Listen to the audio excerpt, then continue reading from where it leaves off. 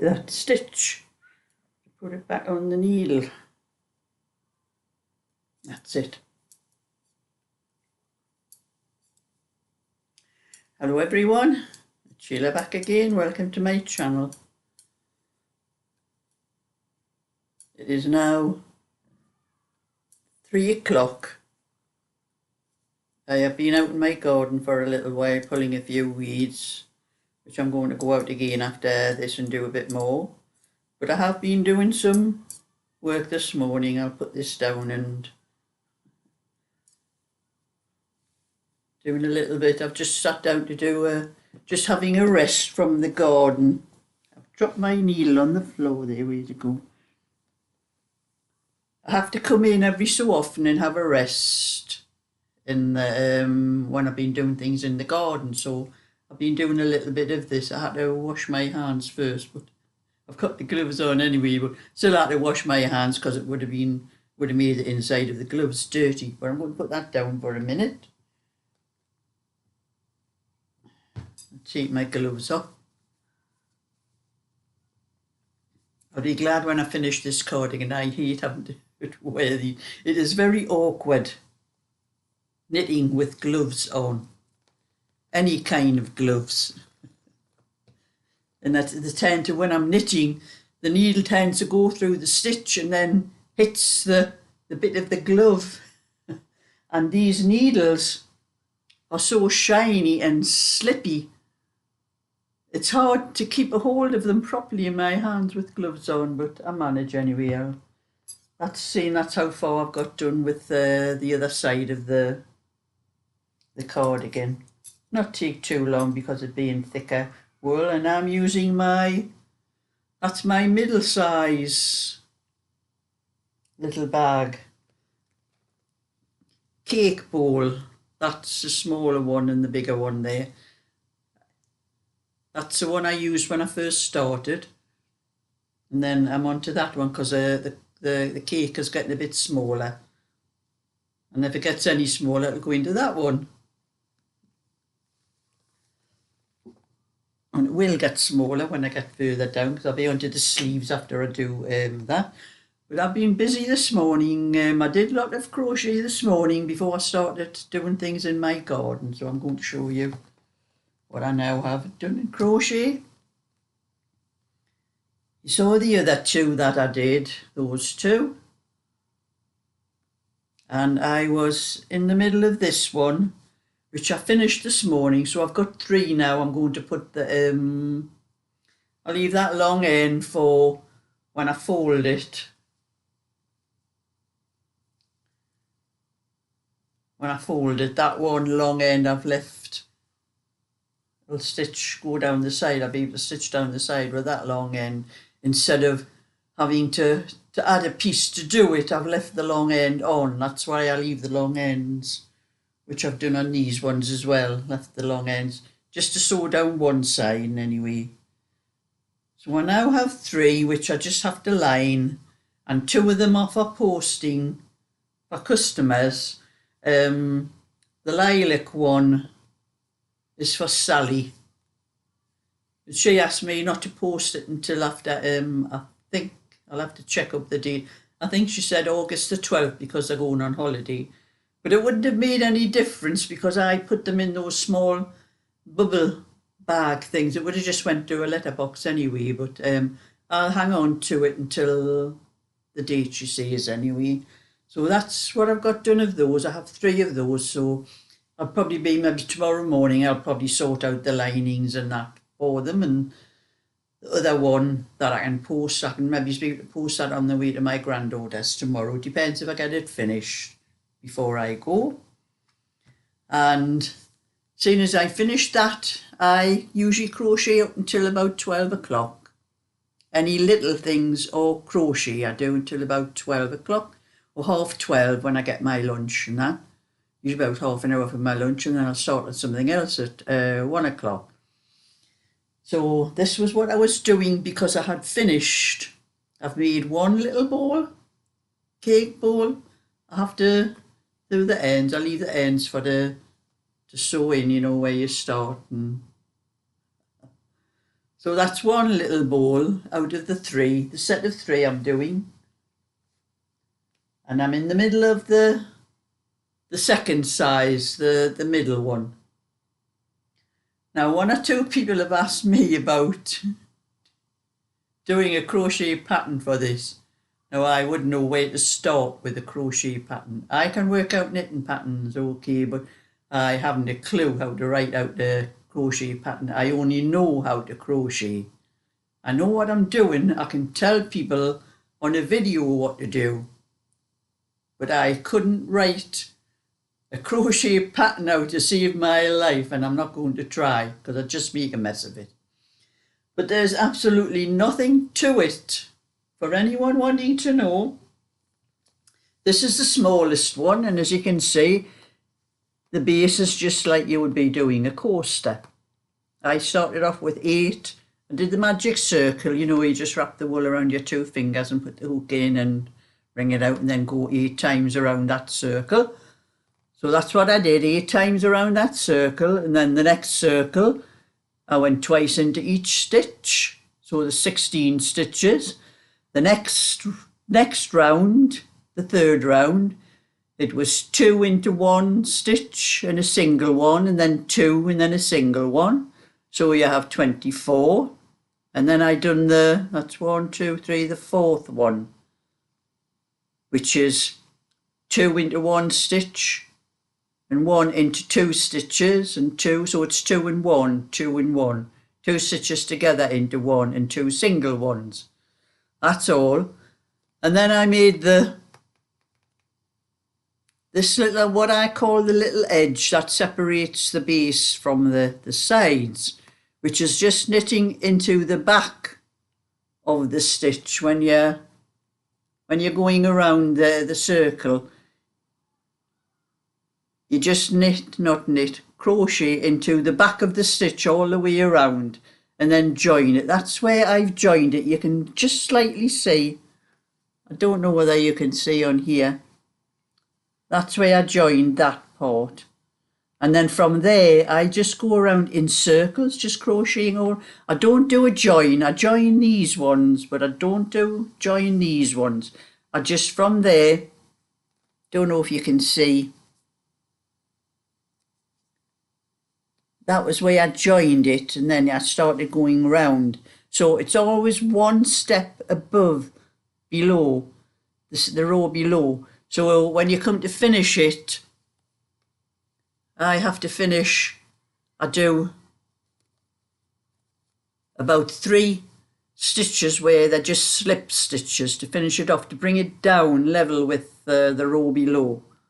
That's all I do, just go round and round in circles. And I think after the base and after this edge bit here, I think I did 1, 2, 3, 4, 5, 6, 7, 8, 9. 9 rounds all the way around, in going in a circle though, not joining. And this is 2 strands of chunky. That's all it is. I think the yellow was, I think, was one of the balls that Sophia sent me. Sophia, who knits for you, you know, with the broken arm at the moment. I think that was one of the balls that Sophia sent me. And with 2 strands of chunky, it makes it quite stiff, so it does stand up for itself. As you can see, it's hard. You push it down, it doesn't completely flatten. So that's what I've done in the extra time I had after I finished what I was doing on this morning. I had about 10:30, so probably not even that, because I stopped for coffee and things like that. So it's probably about just over an hour and a half that I've been doing this. And that one. And that one I did exactly the same as this one, except for one little thing. I did the same. There's 1, 2, 3. They are double crochet, those ones. But I did a treble. Well, this is double crochet, but if you're in the United States, it's single crochet. So I did 3 double or single, whichever country you're in. and then I did 1 round in triple crochet or double crochet if you're in the United States, just to make the stitch a little bit wider.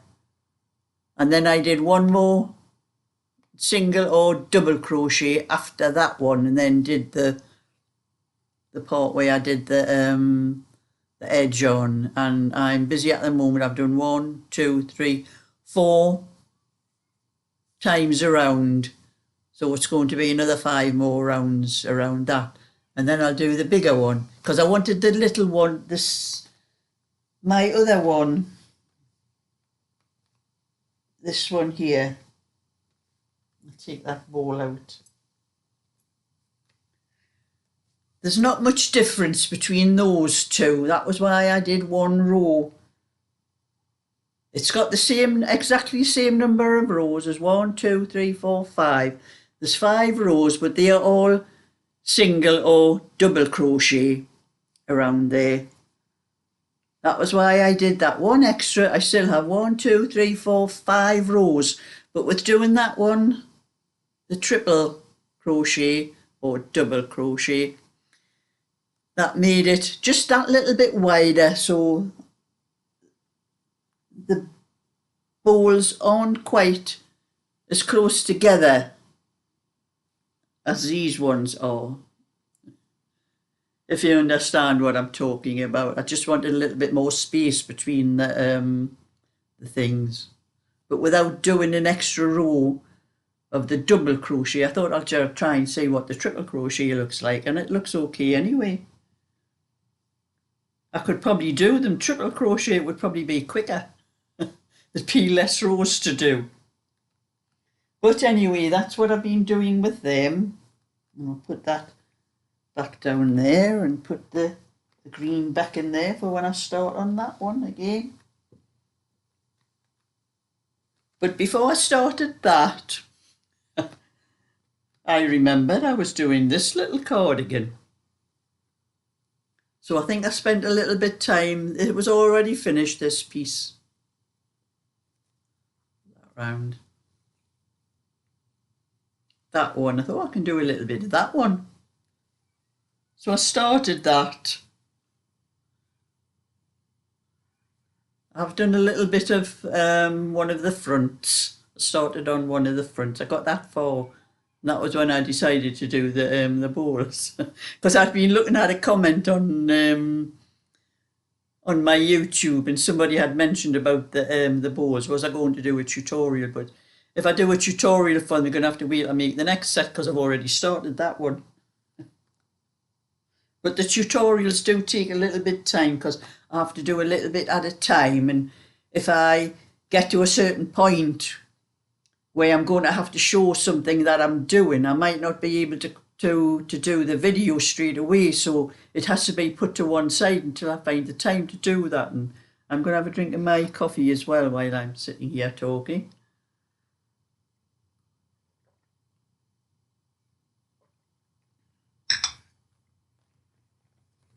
And I think I did 1 or 2 more rows on that after the last video I did yesterday.